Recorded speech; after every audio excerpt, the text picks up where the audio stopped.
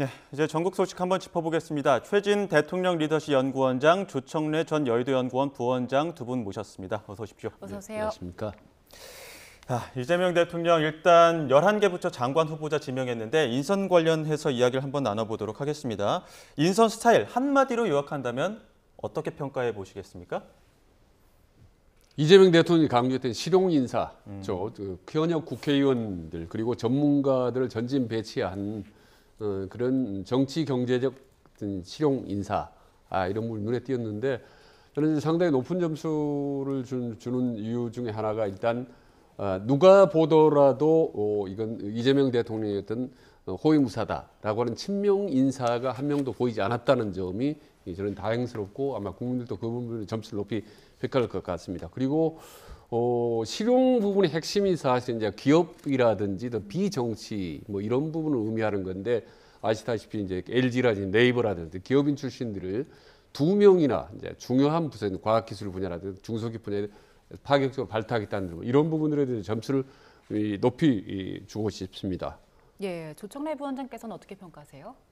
글쎄요, 전체적으로는 좀 인상적이었다 이렇게 말씀드릴 수 있고요. 구체적으로 들여다보면 뭐 납득이 가는 부분도 있고 의아한 부분도 있고 또 명분에 너무 집착해서 치밀하지 못한 고려가 돋보이는 부분도 있었습니다. 제가 납득할 만한 인사라고 하는 부분은 AI 전문가들을 임명한 부분이고요.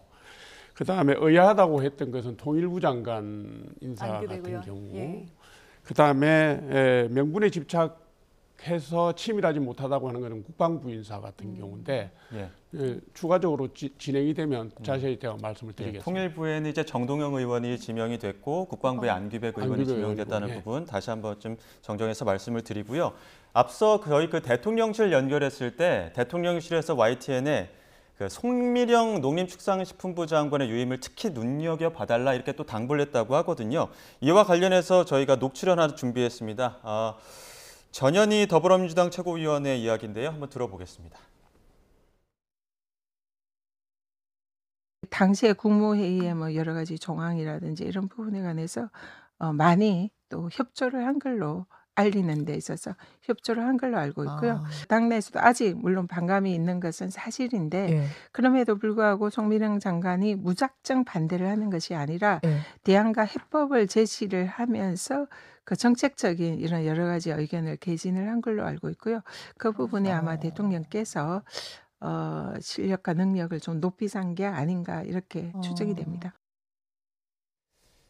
특히 유임된 부분을 좀 눈여겨봐달라. 어떤 부분 때문에 좀 강조한 걸까요?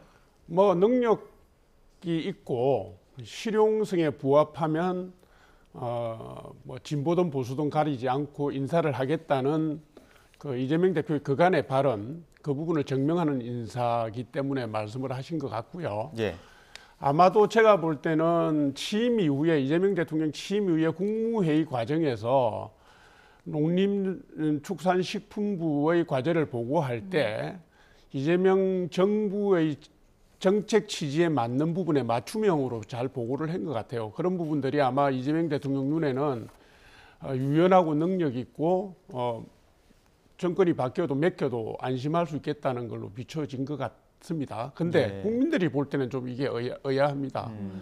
이게 양곡관리법이라든가 농업 관련 3법에 대해서 강경하게 거부권을 요청하던 윤석열 대통령에게 요청하던 장관을 다시 유임시켜서 하루 만에 그분이 새로운 정부의 기조에 맞게 입장을 바꾸겠다는 말씀을 하는 걸 보면 글쎄요, 그분 본인은 어떨지 몰라도 농림축산식품부의 부처 입장에서는 매우 당혹스러운 게 아닐까. 제가 볼 때 최소한의 이런 검토 과정이나 신중한 모습을 보이고 넘어가면 좋겠는데 장관의 거친 문제 때문에 이렇게 저렇게 바뀌는 모습은 보기 좋아 보이지는 않습니다.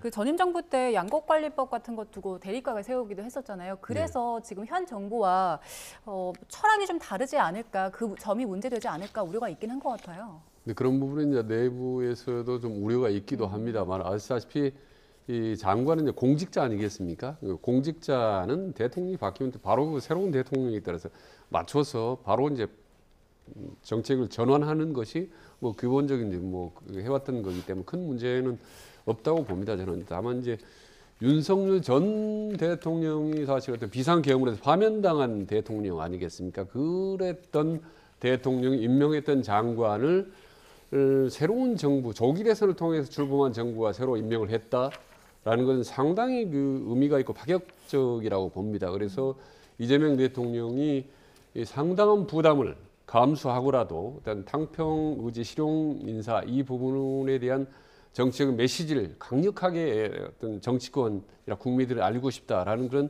의지의 저는 발로라고 봅니다. 예. 예. 그런 점에서 이 새로운 정부의 연속성 혹은 또 계승발전 보완 이런 부분에 송무영 장관이 앞으로 새 정부에서 제대로 순항을 할지 이런 부분들이 상당히 궁금하고 저 역시 이번 인사의 가장 좀 파격적인 인사 중에 하나였다라고 말씀드리고 싶습니다. 예. 자, 그런 가운데 오늘부터 이틀간 그 김민석 총리 후보자 인사청문회 열립니다. 앞서 저희가 현장 연결해서 준비하고 있는 모습도 보여드렸었는데 증인이 없습니다. 어떻게 좀 진행이 될까요?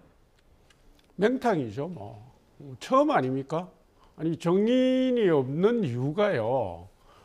이렇게 저렇게 바꾸어도 민주당이 응하지 않았습니다. 처음에 이제 그 김민석 후보자의 전처 현 부인을 정인 채택한 데 반발해서 민주당이 계엄 내란 관련 정인들을 대거 주장을 했잖아요. 예. 윤석열 전 대통령, 한덕수 전 총리, 심지어 김문수 전 후보까지 다 하고 그다음에 계엄 당사자들도 정인 명단에 끼워 넣었다가 국민의힘이 좋다 양쪽에서 부르는 거 다 부르자라고 하니까 아예 거부했고요. 그다음에 가족 빼고 핵심 채무자, 핵심 정치자금과 관련된 핵심 인물 5명만 부르자는 것도 무산시켰습니다. 힘의 논리로 무산시켰기 때문에 민주당의 의도는 그냥 가자는 것이고요. 그다음에 김민석 후보자가 지금 국회에서 요청한 자료의 25% 정도를 냈는데 그 낸 자료도 뭐 금융실명법상 공개할 수 없다. 뭐 사본을 제출할 수 없다. 뭐 이래가지고요. 아무 내용이 없습니다. 이런 청문회가 시작된 이래로 지금 처음인 것 같거든요. 예. 이게 민주당이 국회 다수당이 되고 정권까지 지니까 제가 볼 때는 굉장히 위험한 길을 가고 있다. 이걸 제가 꼭 지적드리겠습니다. 예. 예. 증인도 없고요. 자료 제출도 미비한 상황에서 검증 어떻게 제대로 할 수 있을까요? 그러니까 증인이 참 초유로 없다라는 부분은 상당히 좀 비판적인 부분이고 그렇게 볼 수도 있죠. 근데 핵심 증언은 사실 3명입니다. 사실은 국민힘이 강력하게 요구했고 이번 김민석 의원과 관련된 어떤 여러 가지 의혹 규명 차원에서 3명을 요구하는데 그게 전부인이고 현부인이고 그다음에 기업인 출신의 어떤 그 후원회장 출신인데 전부인 현부인은 이거 문제가 많다라는 것을 이제 조총래 원장님께서 지난번에 지적했다시피 그렇다 보면 어떻게 보면 한 명이나 다시 핵심 증언의 부분 이 부분이 어떤 이유 때문에 합의가 안 되는지 모르겠지만은 뭐 무더기로 무슨 몽땅 증인이 전부 누락된 건 그런 건 아니고 예. 다만 몇 명 정도 하는 요구했지만 그게 관철이 안 됐다는 부분 하나 말씀드리고 그리고 이제 이후 모르겠습니다. 질문이 있을지 모르겠습니다만 지난번에 한덕수 전 총리의 청문회와 비교해 보면 이건 정말 세 발이 비다라고 저는 말씀드리는 거고 사실은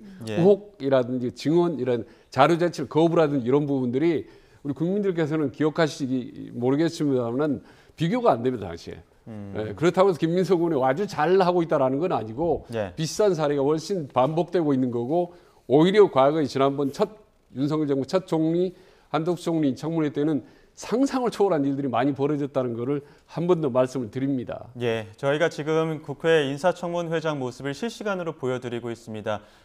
인사청문 특별위원회 위원장이 이종배 의원의 지금 발언들이 지금 이어지고 있는데 현장에서는 지금 이종배 의원이 새 정부 첫 인사청문회이기 때문에 국민의 이목이 쏠려 있다. 그만큼 되게 중요하다 이런 이야기를 했습니다. 현장에서 또 모두 발언이나 발언들이 이어지면 현장 연결해 보도록 하고요. 핵심 쟁점은 어떤 게 될까요? 네? 핵심 쟁점은 어떤 게 될까요? 쟁점은 우선 자금 문제입니다. 자금 문제가요. 예를 들어서 벌어들이기는 5억 벌어들이는데 쓴 건 13억 썼다고 나오잖아요. 그러면 차액이 8억 아닙니까? 사실은 그것만 있는 게 아니고요. 5년 동안 재산이 거의 7억 넘게 불어났습니다. 그러니까 그 15억이 증명이 안 됩니다. 그리고 법원에 제출했다는 추징금 이런 부분들은 아마 통장으로 제출했을 거예요. 6억 몇 천만 원을 현금으로 갖다 줬겠습니까? 그러면 통장 사본을 정빙서로 내든지 사본을 복사를 해서 줄 수가 없으면 그 내용을 기재를 해서 얘기를 하면 되는데, 지금까지 김민석 후보가 청문회 때 밝히겠다, 입증 가능하다, 소명 가능하다 하면서 아무것도 소명한 적이 없고요. 입증한 적도 없습니다. 아마 제가 볼 때 이틀 동안에 뭉개고 지나가려고 하는 것 같은데요. 지금까지 나온 국세청에서의 소득 내역이라든가 이런 부분이 수치가 맞지가 않습니다. 기타 소득이나 이런 부분들이 뭐 나가기는 6억 나갔는데 1억 몇천이라든가 이런 식으로 증명이 되고 있기 때문에 지금까지 명확하게 소명을 못했으면 별도의 자료로 소명할 수 있는 가능성은 거의 없다고 보는 거거든요. 그래서 그 자금 문제, 그다음 아들 문제 있지 않습니까? 예. 아들이 했던 활동을 입법과제로 받아서 민주당이 받아서 했다는 그건데, 그거는 아마도 제가 볼 때 김민석 후보자가 그 입시에 쓰지 않았다고 했으니까 큰 쟁점이 될 거로는 보지 않습니다. 그다음에 이제 청와대 석사학위 문제인데요. 청와대. 네. 예, 그거는 학위 문제는 내용보다는 공부를 한 게 좋은 거 아닙니까? 그런데 김민석 후보가 말로 한 거하고 자기가 엑셀 파일로 제출한 기록하고가 맞지가 않습니다. 그러니까 총리 후보자라서 신뢰성에 문제가 생기고 있는 이 점, 아마 이런 정도가 쟁점이 될 거라고 봅니다. 예. 그럼 가장 핵심적인 게 이제 최근 5년 동안에 그 김민석 총리 내정자가 이제 5억 그 같은 채무를 변제했는데 그 부분이 좀 명확치 않다. 뭐 이런 부분 아니겠습니까? 근데 김민석 후보 입장에서는 그거를 두 차례 같은 출판 기념회, 그 다음에 경조사 2번 이걸로 이제 채무 충분히 변제했다, 충분히 계산이 된다, 설명이 된다라는 거 아니겠습니까? 이 부분이 사실 핵심적인 논란인 것 같은데. 이 부분이 이제 청문회 때 과연 어느 정도 국민들의 설득력이 있게 설명할 수 있겠느냐. 기존의 정치인들이 사실은 출판 기념에 돈을 이렇게 일일이 기록을 하지 않습니다, 사실은. 근데 이런 부분들이 그동안 해왔던 많은 정치인들 비판받는 부분 중 하나입니다, 사실은. 그런데 관례라는 형식으로는 어떻게 보면 묵인되다시피 왔지만 총리이기 때문에, 후보자이기 때문에 이제 지적을 받는 거거든요, 사실은. 그래서 이 부분에 대한 설득력 있는 소명이 핵심적인 부분인데, 아까 거슬러 올라가서 한 번 더 한덕수 전 총리 때 당시에 청문회를 보면은 공직 10년 동안, 공직을 그만두고 10년 동안의 그 공백이 있었더라고요. 한덕수 총리가 이제 민간 분야에서 일할 때. 그때 공직에 떠난 이후 10년 동안에 40억에서 80억으로 재산이 너무 불었습니다. 2배로. 그때 현금 보유액이 50억 가까이 되더라고요. 이때 가장 큰 쟁점이 뭐였냐면, 당시 청문회 때 4년 4개월 동안 대형 로펌에서 일을 했는데 4번 정도 회의에 참석했는데 20억 정도를 받았거든요, 재산을. 이 부분에 대한 내력을 한번 공개해봐라 해서 결국 내력을 못하고 넘어갔습니다.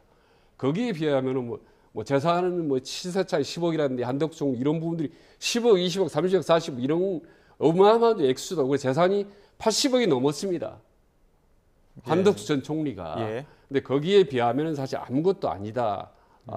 그럼에도 불구하고 김민석 후보는 국민들에게 충분히 이 부분에 설득력을 해야 된다라는 부분을 강력하게 주장을 합니다만은 과연 총리 낙마를 할 만큼 이렇게 어마무시하게 큰 거는 아니다. 과거에 비해보면 하면 이제 그런 말씀을 드립니다. 그 청와대 석사학위도 아까 말씀을 주셨는데, 일단 김민석 후보자가 그 뭐 출입국 기록 같은 거 다 제출을 하긴 했잖아요. 공개를 했는데, 그런데 국민의힘 쪽에서는 중국 체류한 게 26일밖에 안 된다라는 점을 또 지적하고 있거든요. 그 점에 대해서는 어떻게 생각하세요? 그런 부분도 사실 좀 석연치 않은 부분이죠. 1년 석사를 봤는데 26일 동안 근데 사실 어떻게 보면 26일 체류도 사실은 긴 기간이 과거에 잠시만요. 지금 청문회 현장도 함께 다녀왔는데요. 자료 제출을 두고 여야 의원들 공방이 이어졌습니다. 일단 저희가 들은 질의는 박균택 의원 그리고 곽규택 의원 질의까지 들었습니다.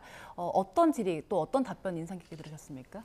그러니까 뭐 소식이 특별한 건 없었습니다. 사실 예상대로 이미 언론에 충분히 나왔기 때문에 예상대로 어떤 논란, 의혹 제기는 있었으나 큰 뭐 쟁점은 없이 지금대로 간다면 김민석 총리 후보자는 통과될 가능성이 높다. 국회 본회의 과반수 토결로 갈 수 있을 것 같다라는 이제 그런 생각이 듭니다. 다만 자료 제출이라는 여러 가지 네. 도덕성 기준 뭐 이런 어떤 청문회 통과했던 기준이 마련이 필요하다라는 걸 다시 한번 절실하게 듭니다. 매번 청문회마다 20년 넘게 혹은 30년 가까이 제가 이 비슷한 상황을 똑같이 반복해서 보면서 드는 생각입니다. 왜 기본적인 어느 정도 통과 혹은 미통과에 대한 기준이 마련되지 않을까라는 생각을 합니다. 그리고 이후 이제 문제는 11명에 가까운 장관 인사청문회인데 이때도 아마 똑같이 여야가 지금 김민석 청문회처럼 격돌을 할 텐데 이때도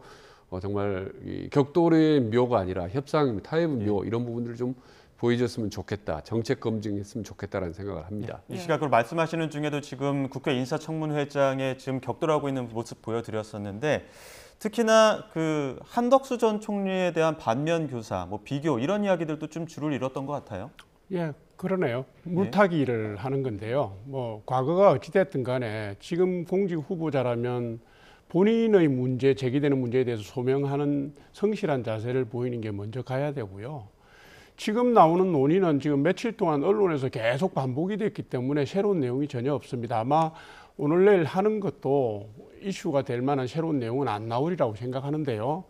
제가 볼 때 이런 식의 맹탕 청문회를 계속 할 바에야 차라리 청문회법을 개정해서 뭐 꼼꼼한 검증이 비공개로 하든 공개로 하든 분야별로 나누어서 꼼꼼한 검증이 가능하도록 해야 되는 것이고요. 예. 보통은 정치 국회의원 출신이 장관이 되거나 국무총리가 되면 청문회 과정이 좀 수월합니다. 동료들 간의 끈끈한 관계도 있고 그다음 정치권에 있는 사람들이 대개는 다 검증의 과정을 거쳤기 때문에 수월한데 지금 김민석 후보자의 경우는 이게 일종의 신뢰의 위기입니다.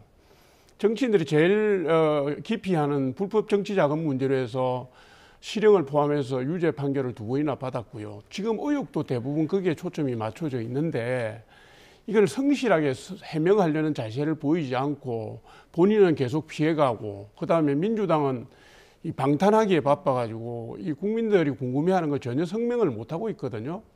저는 이런 자세는 문제가 있다고 보는 것이고요. 이재명 정부의 첫 번째 총리인데 이런 식의 신뢰 위기를 자초하는 게 맞나 싶기도 하고 앞으로는 뭐 이틀 동안이라도요 성실하게 답변을 해서 국민들이 궁금해하는 데 대한 인간적인 소명, 인간적인 모습을 좀 보이시면 좋겠고 이후에 제도적으로는 보완할 건 좀 보완했으면 좋겠답니다. 네, 인사청문회 오후에도 계속 진행이 될 텐데 저희가 주요 그 발언들이 나오는 대로 또 현장 연결해서 전해드리도록 하겠습니다. 지금까지 최진 대통령 리더십 연구원장, 조청래 전 여의도 연구원 부원장 두 분과 함께했습니다. 고맙습니다. 고맙습니다.